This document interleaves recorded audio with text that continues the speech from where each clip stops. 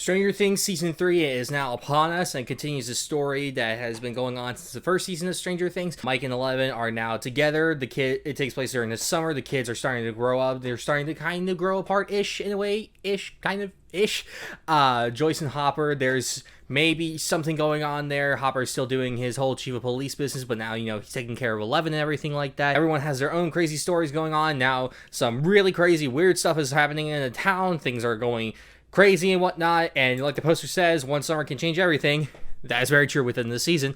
And just like seasons 1 and 2, this is another great season of television. It further proves why Stranger Things is easily one of the best TV shows out there right now. It's very weird to review TV shows, as I've been doing for a while, because there's so many different episodes that like you have to figure out a way to talk about it, the thing as a whole. But when it comes to like binging TV shows like this and the other shows I talked about, it is a bit easier because all the episodes are already out, so it makes it a bit easier to just kind of group them all together and talk about it, because it just makes it easier. Just like all previous seasons, the acting from everyone is fantastic. All the characters that we've seen before, they keep growing, they keep getting better. Their acting again keeps improving with each season. Any new characters and new additions is great. Maya Hawke in this season, she was fantastic as Robin. I loved her character. Just pretty much everyone else that was in previous seasons but didn't have a whole lot of time gets a lot more time in this season, and they again get to grow and they get to shine. Billy, also from last season, definitely has a lot to do in this season. Not gonna explain why, but a lot more to do. And yeah, the actor, forgot his name. He's fantastic as Billy. Effects, as always, they are just fantastic, especially with this season, with the monster and everything.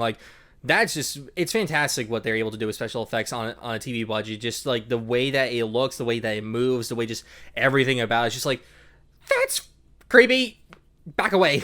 Back away, demon. The story for this one is definitely very different from the previous two, because season 1 was more of kind of a mystery, searching and finding, and then the second season was more kind of like an exorcist kind of thing going on with it. This one, I don't really want to explain why, because if I do, it gets a bit into spoilery about it, and I want to keep this as spoiler-free as possible, so that way you go in, with a clear mind, so that way you can make your own opinions and everything like that, and just so that way you can be excited, because there are a lot of surprises with this season. The story with this season, a lot of it does have to do with, the kids, starting to grow up, starting to change.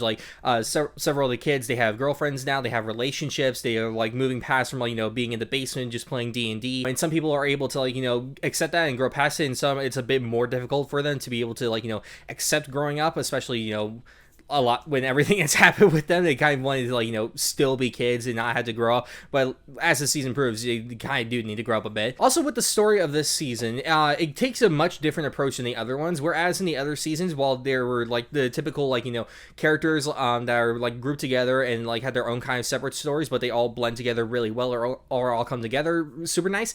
With this season, it doesn't feel that way as much. That's not to say that anything is written badly or any of the characters are written poorly or anything like that. Nothing like that at all. Nothing like that at all. That's not what I'm saying. What I am saying is that it doesn't feel incredibly cohesive. It feels like that at one point we'll be with the kids, and they'll be doing their own thing. Then stops that and cuts to Joyce and Hopper and doing their story. Then stops that. Then goes to another one. Then goes to another one. Then we start the whole cycle all over again. It doesn't feel incredibly cohesive even by the end. It's the stories do eventually meet up, but even by then it still feels like they're going with that same kind of pattern, and I don't necessarily understand why they did that with this season, because the other seasons, if they kept the same kind of format, it would have worked a lot better, would have felt a lot more cohesive. Here it just kind of feels like that, here's something great, pause, going back to this one, something great, pause, and then it just keeps repeating that. For me personally, it kind of takes me out of the moment, because I get so invested in one of the parts that for it to stop and go to something else that doesn't feel as related does hinder it, and does make from the story perspective of how the narrative flow goes, it does make it a bit weaker than both the other seasons. There's one of the plots with Steve, Robin, and Dustin. Their kind of story, it feels a bit different. Theirs, as well as Joyce and Hopper's, it feels like that they wanted to add in more of a human villain than ever before, but by the end it doesn't really feel incredibly super necessary-ish, because it's always been the monsters have been the villain, and this one they wanted to try to add in a human kind of villain, won't say who, and it both works, but it also kind of feels like that it's this is kind of typical for this story and setting.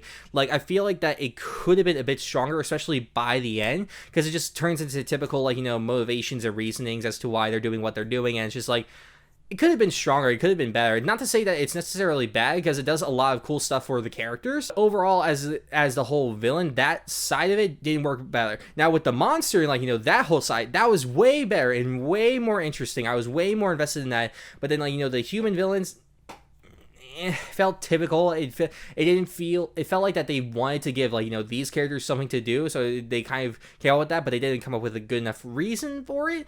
And even by the end, just kind of the villain kind of not necessarily disappears, but just kind of like the importance of them kind of goes away. And, like, it's kind of annoying. But yeah, despite like the narrative flow not exactly fully being there, same as, like, you know, with certain characters being separated from others and, like, it kind of feeling weird for them to be separated. Other than that, season 3 of Stranger Things is freaking fantastic. From the story to the characters to the effects to the action to the horror elements to pretty much everything that Stranger Things has always done well. It does it again incredibly well here. Definitely will bring you to tears in this season. Won't say why, but definitely by the end. I'm incredibly excited for season 4. And despite the narrative flow problems of this season, at least for me personally, I've seen a lot of other reviews from other people. They don't seem to have that same problem. It might just be me. I don't know. It doesn't necessarily make it a bad season or anything like that. But for me personally, just kind of like feels unnecessary to, like, you know, keep doing that stop and go kind of thing. But that's just me. But other than that, Stranger Things season 3 was another fantastic season of television, another great season of Stranger Things. Every single person that is in this show, that has worked on this show, does again an incredible job. I love this show. I've loved it ever since it came out, and I will continue to love it until the day I die, until they stop making this. And when they stop making this will probably be the day that I die. I'm gonna give Stranger Things season 3 an 8 out of 10. The reason why it's not, like, you know, in the 9 range like the other seasons were, again, is just because of that narrative flow. But other than that, everything is still done super incredibly well. I love every second of it. But it's definitely fully satisfied me. I wish I had binged it in a day, but I binged it in a day and a half, and I'm sorry that this review is getting out later.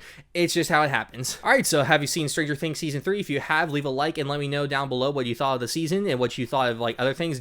Please don't put spoilers. That's just a dick move. And if you didn't like this video, don't dislike it, because that hurts feelings of people, mainly me. And make sure that if you want to, make sure you hit the subscribe button as well as the bell icon, so that way you stay notified. And I will see you all next time. Alright, peace.